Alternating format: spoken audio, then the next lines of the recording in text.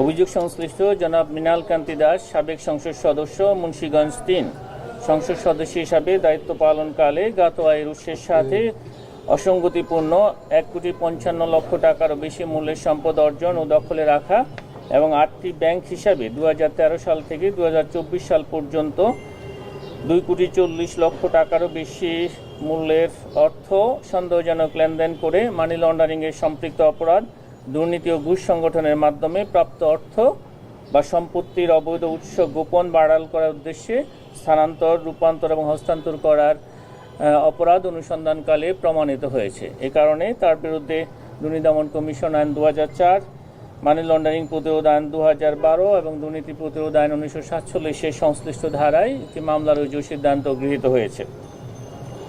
অভিযোগ সংশ্লিষ্ট জনাব নীলিমা দাস, তার স্বামী মৃণাল কান্তি দাস, সাবেক সংসদ সদস্য, মুন্সিগঞ্জ ৩-এর সহায়তায় নিজ নামে জ্ঞাত আয়ের উৎসের সাথে অসঙ্গতিপূর্ণ ১,৪৫,০০,০০০ টাকারও বেশি মূল্যের সম্পদ অর্জন ও দখলে রাখা এবং নিজ নামেও ৩০টি ব্যাংক হিসাবে ২০১৩ সাল হতে ২০২৪ সাল পর্যন্ত সময়কালে ১৬,১৯,০০,০০০ টাকারও বেশি সন্দেহজনক লেনদেন করে মানি লন্ডারিংয়ের সম্পৃক্ত অপরাধ, দুর্নীতি ও ঘুষ সংগঠনের মাধ্যমে প্রাপ্ত অর্থ বা সম্পত্তির অবৈধ উৎস গোপন বা আড়াল করার উদ্দেশ্যে হস্তান্তর, স্থানান্তর, রূপান্তর করার অপরাধ অনুসন্ধানকালে প্রমাণিত হয়েছে।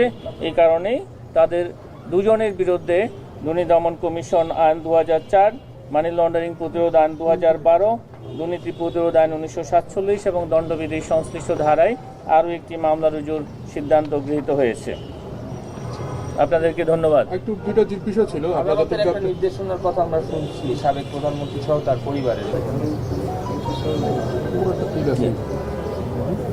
অভিযোগ সংশ্লিষ্ট জনাব শেখ হাসিনা, সাবেক প্রধানমন্ত্রী, গণপ্রজাতন্ত্রী বাংলাদেশ সরকার, তাঁর ছেলে জনাব সজীব আহমেদ জয়, তার মেয়ে সাইমা ওয়াজেদ, তাঁর ছোট বোন জনাব রেহানা সিদ্দিক এবং তাদের স্বার্থ সংশ্লিষ্ট ৩১টি ব্যাংক অ্যাকাউন্ট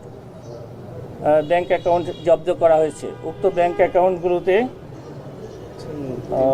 ৩৯৬ কোটি টাকারও বেশি ৩94 কোটি ৬০,৭২,৮০৫.৭১ টাকা অবরুদ্ধ করার আদেশ বিজ্ঞ আদালত থেকে পাওয়া গেছে। আমরা এই কিছুক্ষণ আগে এই তথ্যটি আমরা জানতে পেরেছি। এটা আপনাদের সাথে আইনি প্রসেসটা কি হবে, এখন কি করবে টাকাগুলো, আসলে আপনাদের কি করবে?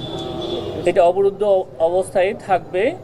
অনুসন্ধান এবং তদন্ত শেষে বিজ্ঞ আদালত থেকে পরবর্তীতে এই বিষয়ে সিদ্ধান্ত প্রদান করা হবে। বিসিবি বোর্ডের পাপনের ব্যাপারে একটা অনুসন্ধান শুরু করছিল,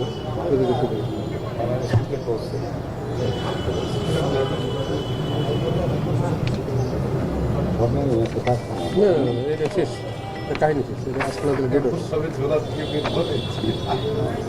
অভিযোগ সংশ্লিষ্ট জনাব নাজমুল হাসান পাপন, সাবেক সভাপতি বাংলাদেশ ক্রিকেট বোর্ড এবং সাবেক সংসদ সদস্য কিশোরগঞ্জ ৬ ও প্রাক্তন মন্ত্রী, যুব ক্রীড়া মন্ত্রণালয় ঢাকা এবং ব্যবস্থাপনা পরিচালক বেক্সিমকো ফার্মাসিউটিক্যালস কোম্পানি এবং অন্যান্যদের বিরুদ্ধে বিভিন্ন অনিয়ম ও দুর্নীতির মাধ্যমে বাংলাদেশ ক্রিকেট বোর্ড ও সরকারি অর্থ আত্মসাৎপূর্বক নিজ নামে এবং পরিবারের সদস্যদের নামে দেশি বিদেশি বিপুল পরিমাণ জ্ঞাত আয় বহির্ভূত সম্পদ অর্জন সহ বেক্সিমকো ফার্মাসিউটিক্যাল কোম্পানিতে কর্মরত জামাত ও অন্যান্য কর্মকর্তাদের যোগসাজশে হুন্ডির মাধ্যমে বিদেশি অর্থ পাচারের অভিযোগে ইতিমধ্যে অনুসন্ধান শুরু করা হয়েছে।